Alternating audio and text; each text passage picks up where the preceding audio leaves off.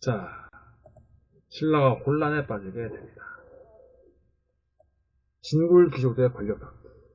해공왕이 피살이 되면서 무열왕계 계통이 단절되는데 이후 150년간 20명의 왕이 교체되면서 왕권이 서서히 약화됩니다.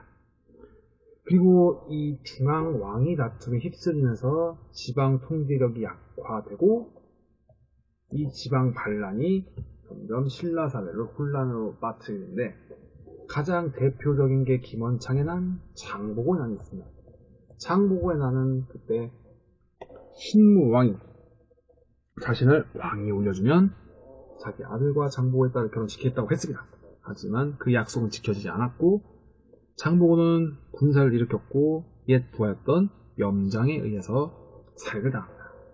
김원창의 난 같은 경우는 장보고가 죽기 한 20년, 30년 전에 벌어진 사건인데 이 김원창은 단순히 그 왕위에서 밀려난 왕위 다툼에서 밀려난 그 불만 때문에 그 반란이 큰 게 아니라 실제로 새로운 나라를 열려고 했습니다. 장안국이라고 했습니다. 그 장안국이라는 나라는 한때 견훤의 후백제보다도 더 넓은 땅을 차지했지만 결국에는 그 진압이 되었고 어쨌든 이런 그 극심한 그 왕위 다툼, 진골 귀족들의 권력 다툼으로 신라는 더더욱 혼란에 빠집니다. 그리고 이 상황 속에서 육두품 세력이 부상하게 되는데 신라는 골품제 때문에 승진할 수 있는 상한선이 있습니다. 아무리 육두품은 자기가 능력이 뛰어나고 그래도 골품제 때문에 그 진골 귀족보다 그 결국엔 최고 자리에 올라갈 수 없습니다.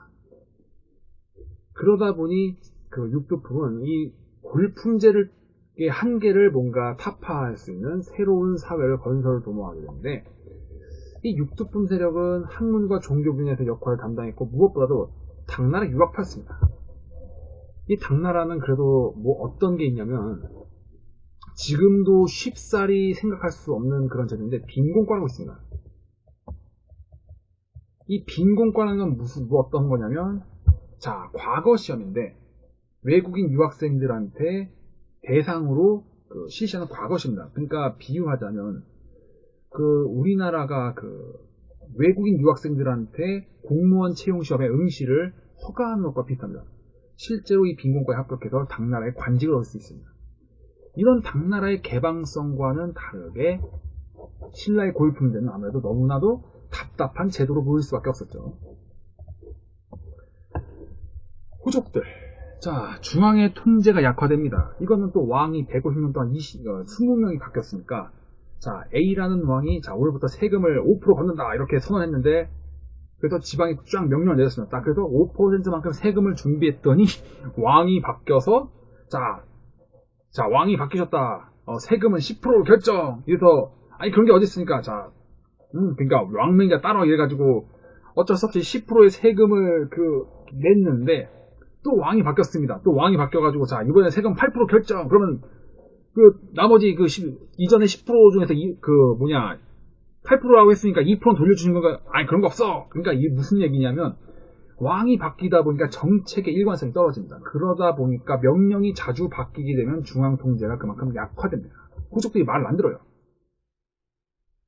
자, 그래서 지방에서 점차 독자 증세를 형성해 가는데 촌주 혹은 촌장이나 중앙에서 내려온 귀족, 해상 세력, 이 군진 세력, 그러니까 신라의 지방군인 십정, 군사기지의 사령관들이 이제 독자적인 세력으로 간 거죠. 그래서 촌락주의 성을 쌓고 사병을 양성하면서 스스로를 장군, 성주라고 칭합니다. 그리고 지방을 직접 통치하면서 세금을 징수하는데 당연히 얘는 중앙으로 안 보내죠. 그리고 선종술래와 육두품들도 이제 포섭이 되면서 독자적인 세력으로 점점 강화됩니다. 물론 그 세력은 만들 수 있지만 이 세력을 어떻게 넓히고 그리고 백성들에게 어떻게 비전을 제시하고 인심을 모을 것인지는 이런 선종술래과 육두품 학자들 이들의 도움이 필요했던 것이죠. 자, 드디어 후삼국 시대가 열립니다. 자, 그동안의 혼란은 누적되고 축적됐고 기어이 진성여왕 때 터집니다. 그러니까 해결이 아무것도 안 된 상태에서 진고의 귀족들은 여전히 정신 못 차리고 왕위 다툼을 벌이고, 그러다 보니 근데 여기에 왕실과 귀족의 사치와 향락은 끊이지 않습니다. 그러니 국가재정은 악화되고 농민들의 조세보다는 가중되고, 여기에 또 나라가 왕조가 교체되거나 새로운 세상으로 전환이 될 때는 반드시 전염병 이런 것이 창궐하게 됩니다. 그리고 하다못해 여기 흉년까지 겹치니까 농민들의 생활이 점점 어려워집니다.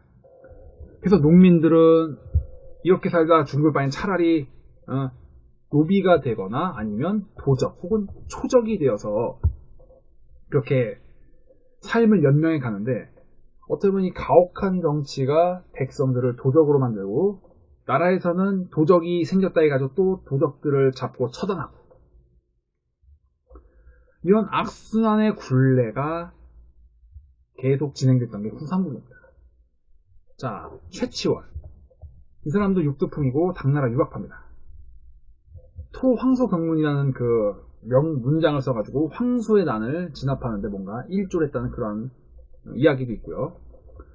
이 사람이 시무십조를 건의하지만, 그러니까 국가 정책에 관한 10가지 건의해가지고 시무십조를 올리지만 진골 귀족의 반대로 무산되고, 이 최치원 같은 경우에는 가야산에 은거해서 거기서 나오지 않습니다. 자, 이러한 상황에서 농민봉기는 계속 지속되고 세금 독초에 시달린 백성들의 분란은 드디어 폭발합니다. 그래서 나 세금 도저히 못 내, 조세 거부, 그리고 관청을 습격하거나 도적에서 점점 반란군으로 변모해 갑니다. 자, 그리고 결정적으로 이 상주라는 곳에서 원종과 애노가 반란을 일으키는데, 이거를 신라의 관군이 진압하지 못하고 패배합니다.